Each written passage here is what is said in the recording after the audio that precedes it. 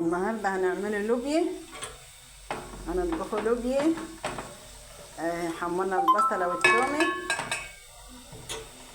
اصفرتها هي، خلاهاش تحمر جوا عشان ما تحرقش في صدري.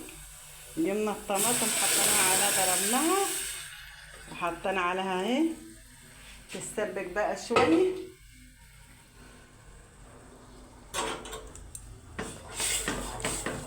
الواحد ما يحمرش البصله قوي عشان ما تحرقش في الصدر، صفرة كده. رحت اجيب الفطار لعيالي وعيال عيالي، ولقيت البدنجان ده.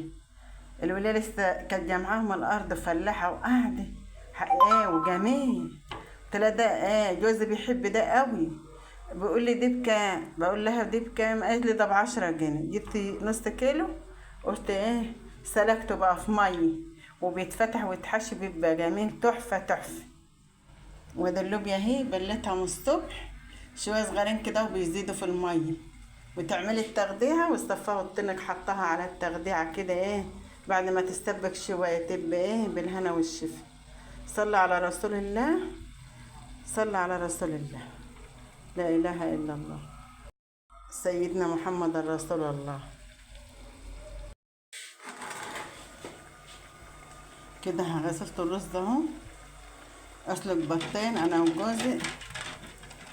انما بقى انا كترت عشان عيال بنتي هني، قلت اعمل حسابهم في البيت، يبقى طبيخ مع بيضة ولا كده حاجة مخللة وبتاع ونتغدى.